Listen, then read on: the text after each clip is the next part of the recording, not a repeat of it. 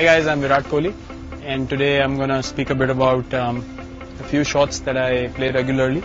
Firstly, the cover drive, playing along the ground, on the up, inside out, plus the on drive and the flick as well. These are the shots that I really like to play, so I just want to speak a bit about that.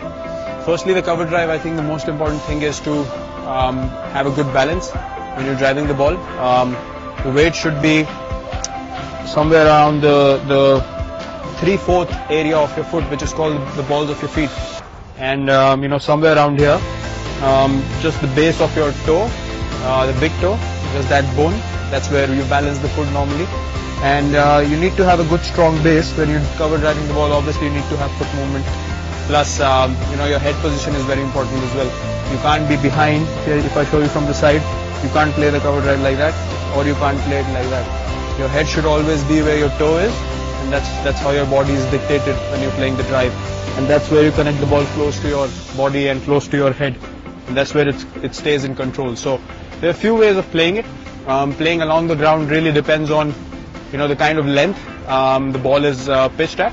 So mostly when you play the drive along the ground, it will mostly be in the area very close to your foot, or maybe just where you stand in your stance, just where the foot is. So you need to adjust accordingly. If it's just in the half volley area, you need to take the foot towards the ball as you put your stride in.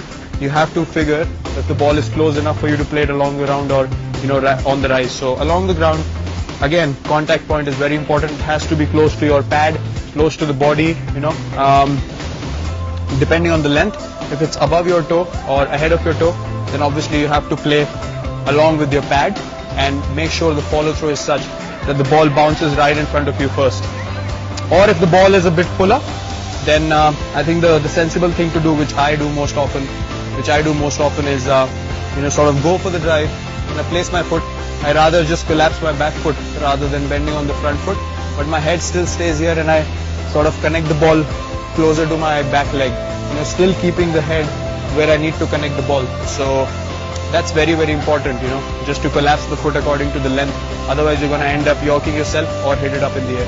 Secondly, on the rise, it's very important to practice such things in your practice sessions. If the ball is a little away from you, you need to sort of read the length and try to hit. Again, driving is all about hitting the ball as close to your body as possible.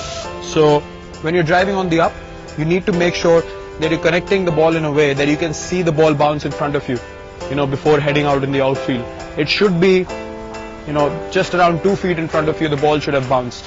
That's when you know that you've actually connected the ball really well and you are in control of the drive you've played. If it goes up in the air, then more often than not, it's just, a risky shot that came off.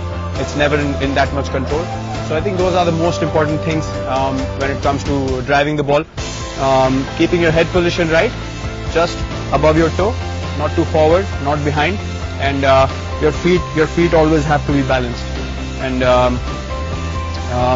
secondly, playing the inside out cover drive to the spinners mostly, which happens. The key is to get inside of the ball, outside of the ball, and not cramp yourself. So you need to give yourself a bit more room when you're playing the inside out drive, and you actually need to read the length of the ball and the line of the ball when it comes out of the bowler's hand. So the decision making in that is pretty quick, and you need to give yourself enough room for the bat from here to go there, and then come with the follow through, hitting past the inside out drives. So that's the key. I think as quickly as you can make room for yourself, you are able to create that room and hit the drive inside out. Speaking about the on drive and the flick, again, the head position is very important. A lot of people make the mistake of opening their front toe when wanting to flick or on drive the ball. I think the key is to still have a good batting position, again, good balance, and your toe should always be pointing towards mid-off. Never open up too much, because that just makes your body open up too much and you're never in control. So this way, your body is always side on, which is the way to play cricket. And again, to connect the ball in an on drive or a flick, it's very important the head stays ahead of your pad a little bit. In this case, you can't be behind, you can't be just there. You have to stay slightly ahead so you can connect the ball and not let it hit your pad. So I think these are the most important things when you're playing these shots. your head position, the balance of your feet, and your hip position. It shouldn't open or move too much. Balance is the key as far as batting is concerned, and that's something I focus on as well. So if you want to try these shots, if you want to master these shots, work on your balance, work on your head position.